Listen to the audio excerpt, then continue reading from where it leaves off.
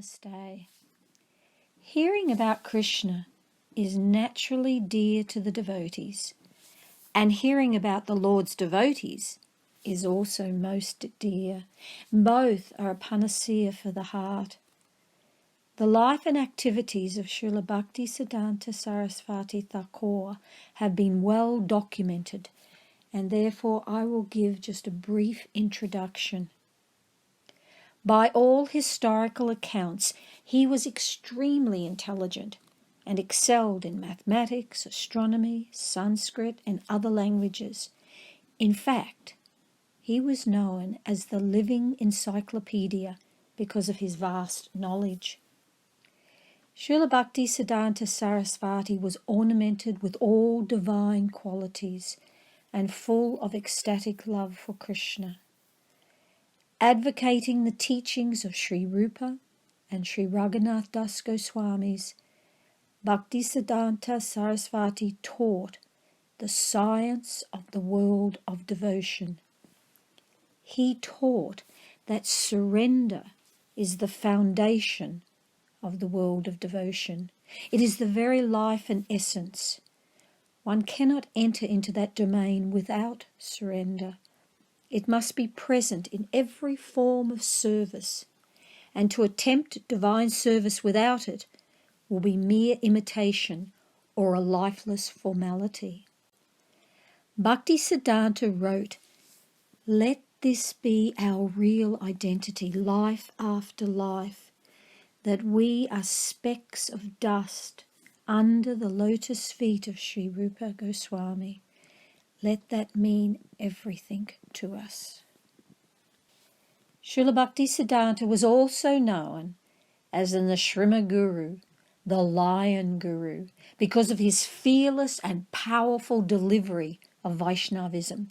In fact, Mayavadis would cross the street in order to avoid confronting the Lion Guru.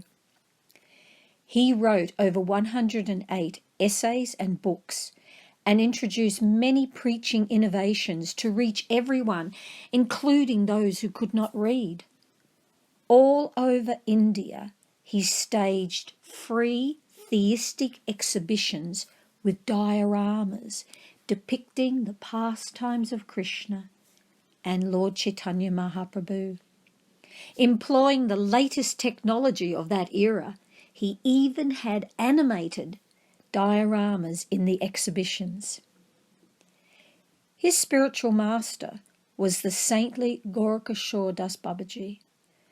Bhaktisiddhanta Sarasvati wrote about his spiritual master. "I used to think that I was a big scholar of mathematics and philosophy. By my good fortune, I got the darshan of the lotus feet of Gurudev. He ignored everything that was previously appreciated in me, my truthfulness, my moral and pious life, and my scholarship, knowing them to be of little value.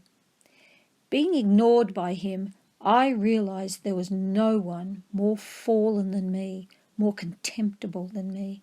I realized that this great personality possessed priceless wealth within him. So I prayed humbly and sincerely to the Supreme Lord for his mercy. Later, by the mercy of the Supreme Lord, I realized that without receiving the mercy of this great saint and serving him, nothing good could happen to me. When I realized that and acted accordingly, by getting the shelter of the lotus feet of Gurudev, and by receiving his unlimited causeless mercy, I considered my life fulfilled." Bhaktisiddhanta Sarasvati was the spiritual master of Srila Bhaktivedanta Swami Prabhupada. And when Srila Bhaktivedanta was asked to describe his spiritual master, he said, "What can I say?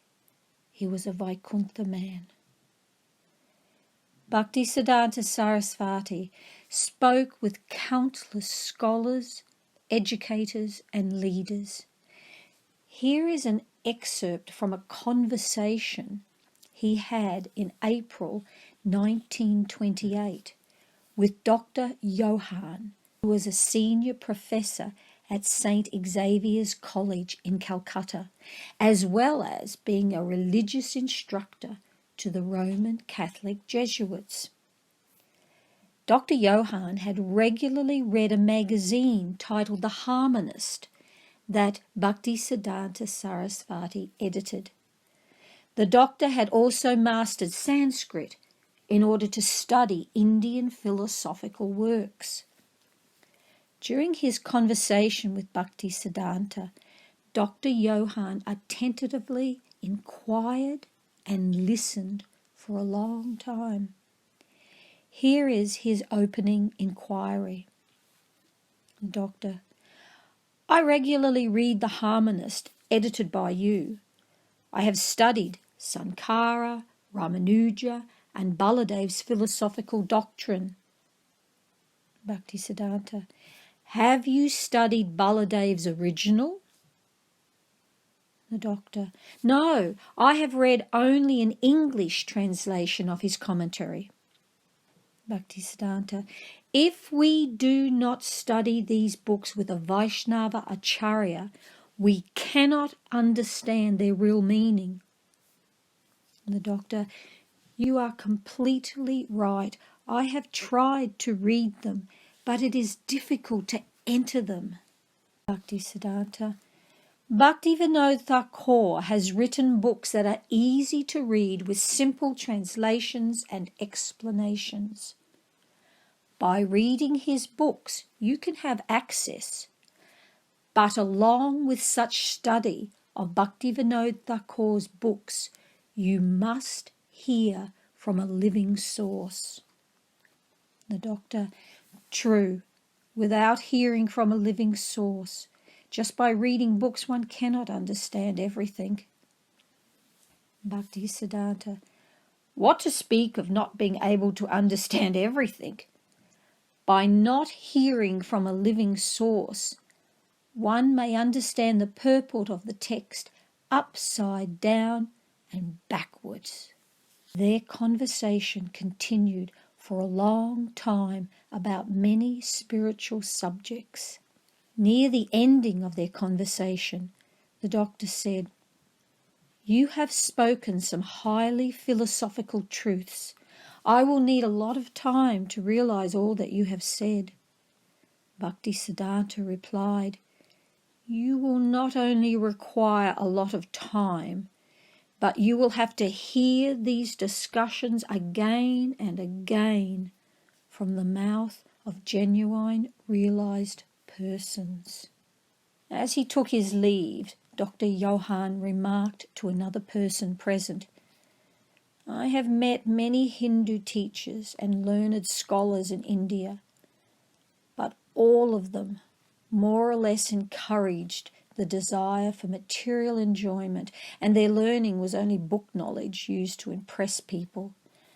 But today I am very, very happy to have met with a genuine saintly person. Srila Bhaktisiddhanta Sarasvati spoke from the heart, and it was clear that he believed what he said so much that without being a self-realized soul, such self-confidence could not arise. I also found in him the unique capacity to make others believe the truth he has realized.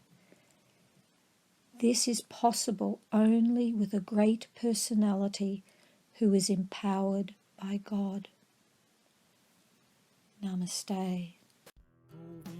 Jaya Jaya, Gopala Jaya Jaya, Radha Ramana Hari, Govinda Jaya Jaya, Gopala Jaya Jaya, Radha Ramana Hari, Govinda Jaya Jaya, Gopala Jaya Jaya, Radha Ramana Hari.